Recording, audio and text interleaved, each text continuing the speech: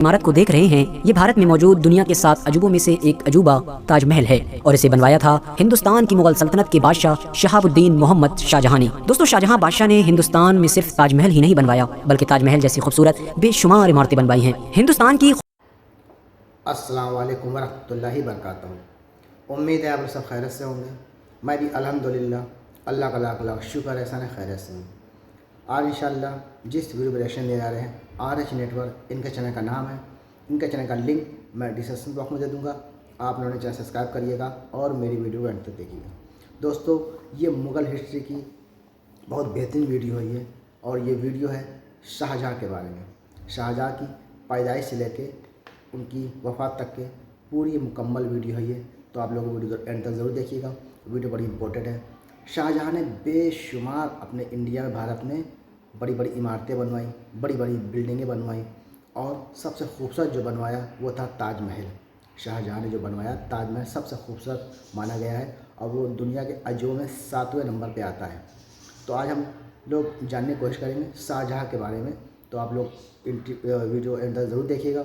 और इस तरह की तमाम वीडियो हिस्ट्री और सल्तनत ओस्मानिया और तमाम ऐसे मुग़लों की वीडियो जो अपने दुनिया में हम गुजर चुके हैं, इन सब की अगर इंटरेस्ट रखते हैं तो मेरे चैनल को जरूर सब्सक्राइब करिए, क्योंकि मेरे चैनल पे आपको इस तरह की वीडियो तमाम मिलेंगी आपको। तो आइए हम लोग पहले देखते हैं शाहजहाँ के बारे में, समझते हैं, जानते हैं। और इस वीडियो को जितना हो सके शेयर करिएगा और अपनी कीमती राय कमेंट बॉक्स में ज़रूर बताया करिए। चलिए बिना देरी वीडियो स्टार्ट करते हैं, फिर बात करते हैं। दोस्तों, स्क्रीन पर आप इस वक्त जिस खूबसूरत इमारत को देख रहे हैं, ये भारत में मौजूद दुनिया के 7 अजूबों में से एक अजूबा ताज महल है और इसे बनवाया था हिंदुस्तान की मुगल सल्तनत के बादशाह शहाबुद्दीन मोहम्मद शाहजहां ने। दोस्तों, शाहजहां बादशाह ने हिंदुस्तान में सिर्फ ताज महल ही नहीं बनवाया बल्कि ताज महल जैसी खूबसूरत बेशुमार इमारतें बनवाई हैं। हिंदुस्तान की खूबसूरत इमारतों में से 80% इमारतें ऐसी हैं कि जब आप उनके बैकग्राउंड को पढ़ना शुरू करेंगे, यानी उनकी हिस्ट्री को देखेंगे, तो आपको उन इमारतों के तार कहीं न कहीं शाहजहां से जुड़े हुए मिलेंगे।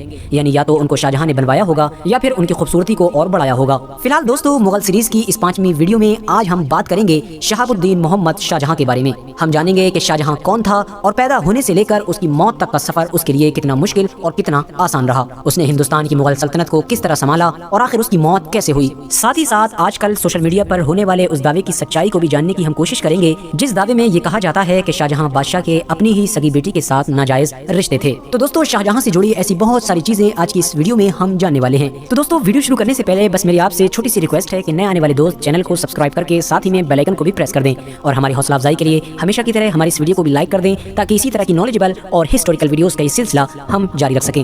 ये कहानी है उस दौर की कि जब हिंदुस्तान पर मुगल बादशाह अकबर का राज हुआ करता था। 5 जनवरी 1992 को अकबर बादशाह के यहाँ पोता पैदा हुआ। अकबर ने अपने पोते को खुशी से गोदी में लिया और उसका नाम खुर्रम रखा। ये वही बच्चा था जो आगे जाकर पूरी दुनिया में शाहजहां के नाम से मशहूर हुआ। शाहजहां को बचपन से ही तीरंदाजी, घुड़सवारी और तलवारबाजी जैसी चीजों का बहुत शौक था, लेकिन वो इन तमाम चीजों के साथ साथ पढ़ाई में भी बड़ी दिलचस्पी रखा करता था। उसे बहुत सारे सब्जेक्ट्स में महारत हासिल थी। अभी अकबर की उम्र तकरीबन 14-15 साल ही थी कि अचानक से उसकी जिंदगी में एक खूबसूरत औरत की एंट्री हुई, जिसका नाम था अर्जुमंद बानो बेगम।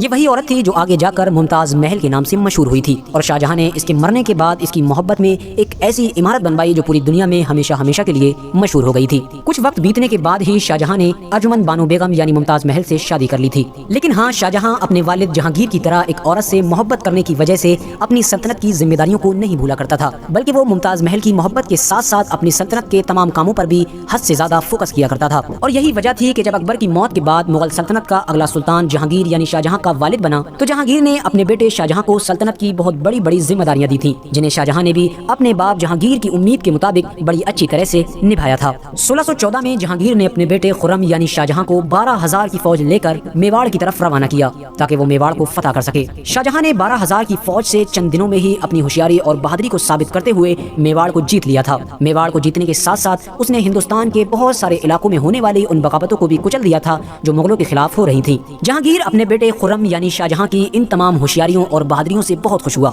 और जहांगीर ने अपने बेटे से खुश होकर 1617 में अपने बेटे को एक नया नाम दिया, और वो नाम था शाहजहां, जिस नाम से उसका बेटा हमेशा हमेशा के लिए इतिहास के पन्नों में मशहूर हो गया। लेकिन जैसे जैसे शाहजहां को बड़ी बड़ी कामयाबियां हाथ लग रही थी, वैसे वैसे शाहजहां के من ہی من میں خود شہنشاہ بننے کی خواہش جگتی جا رہی تھی، لیکن کیونکہ جہانگیر کی سب سے پیاری اور قریبی بیوی یعنی نور جہاں جہانگیر کے دوسرے بیٹے جو اس کا خود کا داماد بھی تھا جس کا نام شہریار تھا اسے اگلا سلطان بنانا چاہتی تھی، اور ظاہر ہے جیسا کہ ہم نے پچھلی ویڈیو میں بتایا تھا کہ جہانگیر نور جہاں کی کسی بھی بات کا انکار نہیں کر پاتا تھا، اسی لیے شاہجہاں کو یہ خطرہ ستانے لگا تھا کہ کہیں ایسا نہ ہو کہ جہانگیر کے بعد میرا بھائی شہریار مغل سلطنت کا اگلا سلطان بن جائے۔ اسی ڈر سے شاہجہاں نے اچانک سے اپنے باپ یعنی جہانگیر کے خلاف بغاوت کر دی، لیکن شاہجہاں کی یہ بغاوت ناکام رہی اور کچھ ہی عرصے میں شاہجہاں کے والد جہانگیر نے اپنے بیٹے شاہجہاں کی بغاوت کو پوری طرح سے کچل دیا۔ اب شاہجہاں کو یہ خطرہ محسوس ہونے لگا تھا کہ کبھی بھی مجھے قتل کرنے کا آرڈر جاری ہو سکتا ہے، اسی لیے اس نے اپنے والد یعنی جہانگیر کو معافی نامے لکھنا شروع کر دیے، اور اس نے اپنے سب سے قابل دو بیٹے یعنی اورنگزیب اور دارا شکوہ کو بھی اپنے والد جہانگیر کی خدمت میں پیش کر کے معافی کی درخواست کی۔ جہانگیر نے شاہجہاں کے اوپر ترس کھا کر شاہجہاں کو معاف کر دیا۔ شاہجہاں اپنے والد کے محل میں واپس آ گیا اور پھر سے ایک نارمل زندگی گزارنے لگا، لیکن کچھ ہی عرصے کے بعد جہانگیر کا انتقال ہو گیا۔ جہانگیر کے انتقال کے بعد ہی مغل سلطنت کا اگلا سلطان بننے کے لیے لڑائیاں شروع ہو گئیں۔ جہانگیر کے 4 بیٹوں میں سے 2 بیٹے تو جہانگیر کی زندگی میں ہی وفات پا چکے تھے، اب سلطنت کی لڑائی صرف 2 بھائیوں میں رہ گئی تھی، شاہجہاں اور شہریار۔ لیکن جس وقت جہانگیر کی موت ہوئی تھی اس وقت شاہجہاں دکن یعنی حیدرآباد کے علاقے میں تھا جو لاہور سے کافی دور ہوا کرتا تھا، اسی لیے جہانگیر کی موت کے فوراً بعد شاہجہاں کے سسر یعنی آصف جاں نے اپنی بہن نور جہاں کو نظر بند کرا دیا تاکہ وہ اپنے داماد یعنی شہریار کی کوئی مدد نہ کر سکے، اور آصف جاں نے شاہجہاں کو فوراً یہ خط بھیجا کہ وہ تیزی کے ساتھ آگرہ کی طرف چلا آئے، اور آصف جاں خود بھی ایک بڑی فوج لے کر لاہور کی طرف روانہ ہو گیا جہاں پر پہلے ہی شاہجہاں کا دوسرا بھائی یعنی شہریار اپنی بادشاہت کا اعلان کر چکا تھا۔ شہریار کو اپنی بادشاہت کا اعلان کیے ہوئے ابھی کچھ ہی وقت گزرا تھا کہ شاہجہاں کا سسر یعنی آصف جاں ایک بڑی فوج لے کر لاہور میں داخل ہو گیا۔ شہریار کی فوج اور شاہجہاں کے سسر آصف جاں کی فوج میں بڑی زبردست جنگ ہوئی اور اس جنگ میں شہریار کو ہار نصیب ہوئی۔ آصف جاں نے شہریار کو فوراً قیدی بنا کر آگرہ کی طرف روانہ کر دیا اور شاہجہاں کے پہنچنے سے پہلے ہی وہاں پر شاہجہاں کی حکومت کا اعلان کروا دیا۔ شاہجہاں کے نام کا خطبہ پڑھا گیا اور آخرکار 14 فروری 1668 میں شاہجہاں کے پہنچنے پر اس کی تاجپوشی بھی کر دی گئی، اور اس طرح سے شاہجہاں مغل سلطنت کا 5واں بادشاہ بنا۔ بادشاہ بننے کے بعد شاہجہاں نے اپنی سوتیلی ماں یعنی جہانگیر کی سب سے پیاری بیوی نور جہاں جو خود شاہجہاں کے سلطان بننے کے خلاف تھی اس کا 20 لاکھ وظیفہ مقرر کر دیا۔ شاہجہاں نے 1628 سے لے کر 1658 تک حکومت کی اور یہ پورا کا پورا دور ہندوستان میں رہنے والے لوگوں کے لیے بڑی امن اور شانتی کے ساتھ گزرا۔ آپ کو جان کر شاید حیرانی ہوگی کہ مغل ہسٹری میں شاہجہاں کی بادشاہت کے دور کو ہی مغلوں کا گولڈن ایج مانا جاتا ہے، کیونکہ اس کے دور میں ہندوستان میں بہت خوبصورت عمارتیں بنوائی گئی تھیں، چاہے آگرہ کا تاج محل ہو، دہلی کی جامع مسجد یا پھر دہلی کا لال قلعہ، اور اس جیسی بہت ساری عمارتیں جو دنیا میں مشہور ہیں وہ شاہجہاں نے ہی بنوائی تھیں۔ دوستو آج کے دور میں دلی کے جس علاقے کو پرانی دہلی کے نام سے جانا جاتا ہے وہ بھی شاہجہاں نے ہی بسایا تھا، اور اس کا اصلی اور پہلا نام بھی شاہجہاں آباد تھا کیونکہ اسے شاہجہاں نے ہی آباد کیا تھا۔ اس کے علاوہ شاہجہاں نے اپنا ایک تخت بھی بنوایا تھا، شاہجہاں اسی تخت پر ہی بیٹھا کرتا تھا۔ یہ تخت بڑا ہی قیمتی تھا، اس تخت کے دونوں سائیڈ میں ایک ایک مور بنائے گئے تھے اور ہر مور کی چونچ میں ایک ایک ہیرے کی لڑی پروئی گئی تھی۔ خاص بات یہ ہے کہ اس تخت کے چاروں پائے سونے کے بنے ہوئے تھے، اس تخت کو تخت طاؤس کے نام سے جانا جاتا ہے۔ ویسے تو شاہجہاں کی پوری بادشاہت کا دور ہی بڑی ہی خوشحالی کے ساتھ گزرا، لیکن خود شاہجہاں بادشاہ کو اس وقت سب سے بڑا جھٹکا لگا جب اس کے شہنشاہ بننے کے صرف 2-3 سال بعد ہی اس کی سب سے پیاری بیوی یعنی ممتاز محل کا انتقال ہو گیا۔ چونکہ ممتاز محل سے شاہجہاں بے پناہ محبت کیا کرتا تھا اس لیے اس کے انتقال کے بعد وہ ہمیشہ روتا رہتا تھا۔ ممتاز محل کے انتقال کے بعد شاہجہاں نے رنگین کپڑے بھی پہننا بند کر دیے تھے، وہ ہمیشہ سفید اور سادہ لباس پہنا کرتا تھا۔ شاہجہاں نے ممتاز محل کے انتقال کے بعد اپنا دربار لگانا بھی بند کر دیا تھا۔ زیادہ رونے اور ہمیشہ غم میں رہنے کی وجہ سے شاہجہاں کے سر اور داڑھی کے سارے بال سفید پڑنے لگے تھے۔ اس نے اپنی سلطنت کے سارے کام اپنے وزیر یعنی اپنے سسر آصف جاں کے حوالے کر دیے تھے اور وہ خود زیادہ تر بڑی عمارتوں کو بنوانے میں ہی بزی رہا کرتا تھا۔ لیکن دوستو حیرانی کی بات یہ ہے کہ شاہجہاں نے جس طرح خود بادشاہ بننے کے لیے اپنے سگے بھائی سے ہی جنگ کی تھی، ٹھیک اسی طرح جب وہ بوڑھا ہوا تو اس کے 4 بیٹوں میں بھی بادشاہ بننے کے لیے جنگ ہوئی تھی اور وہ اپنی آنکھوں سے سب کچھ دیکھ رہا تھا لیکن کچھ بھی نہیں کر پا رہا تھا۔ دوستو بات یہ تھی کہ شاہجہاں کے 4 بیٹے تھے جن میں سے سب سے بڑے بیٹے کا نام دارا شکوہ تھا۔ شاہجہاں دارا شکوہ سے سب سے زیادہ محبت کیا کرتا تھا اور اپنے بعد اگلا سلطان بھی دارا شکوہ کو ہی بنانا چاہتا تھا، لیکن وجہ یہ تھی کہ دارا شکوہ سے شاہجہاں کے تمام دربار میں رہنے والے لوگ خلاف رہا کرتے تھے کیونکہ دارا شکوہ کے مذہبی خیالات بہت ہی غلط تھے، وہ کسی بھی مذہب کو نہیں مانا کرتا تھا، اس کی نظر میں سب کچھ برابر تھا۔ اسی لیے شاہجہاں کے دربار میں رہنے والے سبھی لوگ یہ نہیں چاہتے تھے کہ دارا شکوہ مغل سلطنت کا اگلا سلطان بنے۔ دربار کے تمام لوگوں نے اورنگزیب عالمگیر سے اندرونی طور پر ملنا شروع کر دیا تھا تاکہ ہم اپنا اگلا سلطان اورنگزیب عالمگیر کو بنا سکیں۔ دوستو کیونکہ دہلی میں شاہجہاں کے ساتھ صرف دارا شکوہ ہی رہا کرتا تھا، باقی کے بچے ہوئے تینوں بھائی الگ الگ صوبوں میں رہا کرتے تھے۔ اورنگزیب عالمگیر دکن میں تھے تو کوئی بنگال میں تھا اور کوئی دوسرے علاقے میں تھا۔ 1957 میں جب اچانک سے شاہجہاں بیمار ہو گیا اور اپنا دربار نہ لگا سکا تو اورنگزیب عالمگیر نے دارا شکوہ پر یہ الزام لگایا کہ وہ حکومت کو حاصل کرنے کی وجہ سے ہمارے والد یعنی شاہجہاں کی بیماری کو چھپا رہا ہے، لیکن دارا شکوہ نے اس الزام کو جھوٹا قرار دیا۔ اورنگزیب عالمگیر کے ساتھ ساتھ دہلی دربار میں رہنے والے زیادہ تر درباریوں کا بھی یہی ماننا تھا کہ دارا شکوہ حکومت حاصل کرنے کی وجہ سے خود اپنے والد کی بیماری کو چھپا رہا ہے، اسی وجہ سے اورنگزیب عالمگیر اپنے 4 بھائیوں میں سے ایک بھائی جس کا نام مراد تھا اس کے ساتھ ایک بڑی فوج لے کر دارا شکو کے مقابلے میں نکل پڑے۔ دارا شکو اور اورنگزیب کی فوج میں بڑی زبردست لڑائی ہوئی اور اس جنگ میں دارا شکو کو شکست ہوئی۔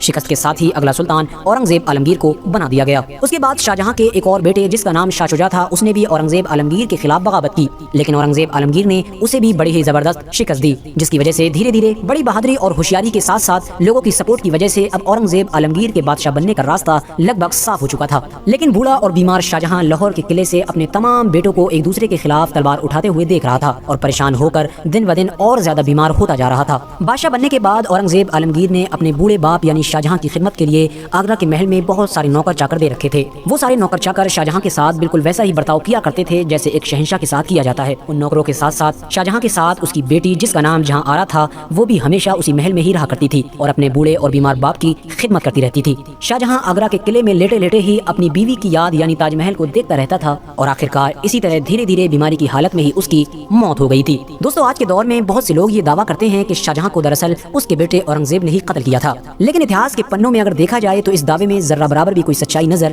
نہیں آتی ہے، کیونکہ جیسا کہ میں نے آپ کو بتایا کہ اورنگزیب نے بادشاہ بننے کے فوراً بعد اپنے بیمار باپ کے لیے بہت سارے نوکر چاکر دے رکھے تھے، تو اس سے یہ ثابت ہوتا ہے کہ اورنگزیب اگر اپنے والد شاہجہاں کو قتل کرنا چاہتے تو کبھی بھی وہ اپنے باپ کی خدمت کے لیے اتنے سارے نوکر چاکر محل میں نہیں رکھتے۔ اور ظاہر ہے کہ اورنگزیب عالمگیر کے بادشاہ بننے کا تمام راستہ صاف تھا اور بوڑھے اور بیمار شاہجہاں میں بھی وہ ہمت نہیں تھی کہ وہ اورنگزیب کے خلاف کوئی قدم اٹھا سکے، تو لہٰذا اورنگزیب کو ایسی کیا ضرورت پڑ سکتی تھی کہ وہ اپنے والد کو ہی قتل کرتے۔ اس کے علاوہ ایک بات یہ بھی ہے کہ پوری دنیا جانتی ہے کہ اورنگزیب عالمگیر ایک کٹر مذہبی انسان تھے، وہ ہر معاملے میں اپنے دین کو فالو کیا کرتے تھے، اور یہ بات بالکل جگ ظاہر ہے کہ جو انسان ہر چیز میں اپنے دین کو فالو کرتا ہے اور اچھائیوں کو اپناتا ہے تو وہ کبھی بھی اپنے والد یعنی فادر کو قتل نہیں کر سکتا ہے۔ دوستو آخری بات یہ کہ آپ نے بھی سوشل میڈیا پر بہت سارے لوگوں کو یہ دعویٰ کرتے ہوئے سنا ہوگا کہ شاہجہاں بادشاہ کے اپنی ہی بیٹی یعنی جہاں آرا سے ناجائز رشتے تھے۔ تو دوستو اگر اس دعوے کی سچائی کے بارے میں بات کی جائے تو یہ بھی بالکل جھوٹ ہے، کیونکہ دوستو اگر آپ اس دعوے کی گہرائی میں جائیں گے تو آپ کو معلوم چلے گا کہ یہ دعویٰ کسی بھی ہندوستانی رائٹر چاہے وہ ہندو ہو یا مسلم ہو اس نے نہیں کیا ہے، اور نہ ہی یہ گندا دعویٰ کسی عربین اور پرشین ہسٹورین نے کیا ہے، بلکہ یہ دعویٰ صرف اور صرف کچھ برٹش ہسٹورین نے کیا ہے، اور اس کی صرف ایک ہی وجہ ہے۔ وجہ یہ ہے کہ جہاں آرا شاہجہاں کی سب سے پیاری بیٹیوں میں سے ایک بیٹی تھی، وہ اس سے حد سے زیادہ محبت کیا کرتا تھا۔ دوستو جہاں آرا خوبصورت ہونے کے ساتھ ساتھ بہت ہوشیار بھی تھی، اور ہوشیاری کی وجہ ہی تھی کہ شاہجہاں نے اپنی سلطنت کے بہت سارے ضروری کام ان کے حوالے کر رکھے تھے۔ شاہجہاں آباد جسے آج ہم پرانی دہلی کے نام سے جانتے ہیں، اس میں شاہجہاں کے دور میں بنائی گئی ساری عمارتوں میں سے زیادہ تر عمارتیں جہاں آرا بیگم کی نگرانی میں ہی بنائی گئی تھیں۔ زیادہ تر ہسٹورین کا یہ بھی ماننا ہے کہ پرانی دہلی کو جب شاہجہاں نے آباد کیا تھا تو اس کا نقشہ بھی جہاں آرا نے ہی تیار کیا تھا۔ ان تمام چیزوں کے ساتھ ساتھ جہاں آرا بزنس کا سارا سسٹم بھی دیکھا کرتی تھیں۔ مارکیٹنگ سارا سسٹم شاہجہاں کے دور میں جہاں آرا کے ہی حوالے تھا، کیونکہ اسی دور میں انگریزوں نے ہندوستان میں بزنس کرنا شروع کیا تھا، اسی لیے وہ یہاں سے زیادہ منافع کمانے کی کوشش کیا کرتے تھے، اور اسی دور میں ہی انگریز ایسٹ انڈیا کمپنی کے ذریعے سے یہاں پر اپنے پیر پسارنے کی بھرپور کوشش کر رہے تھے۔ انگریز ہندوستان میں آ کر بزنس کے معاملات میں اپنی منمانی کرنے کی کوشش کیا کرتے تھے، لیکن جہاں آرا کی وجہ سے وہ ان تمام چیزوں میں ناکام ہوتے رہے، اور یہی ان کے غصے کی سب سے بڑی وجہ بنی۔ ان لوگوں نے جہاں آرا سے اپنی نفرت نکالنے کے لیے شاہجہاں اور جہاں آرا کے بارے میں افواہیں پھیلانا شروع کر دی تھیں، اور انہی افواہوں کی وجہ سے ہی وہیں کے کچھ رائٹرز نے اس چیز کو اپنی بکس میں بھی لکھا ہے۔ لیکن حیرانی کی بات یہ ہے کہ ہندوستانی رائٹرز نے تو اس بات کو افواہ بتایا ہی ہے، بلکہ ساتھ ساتھ زیادہ تر برٹش ہسٹورین نے بھی اس بات کو افواہ اور غلط بتایا ہے۔ ان کا ماننا ہے کہ یہ صرف ہوا میں تیر چلائے گئے ہیں۔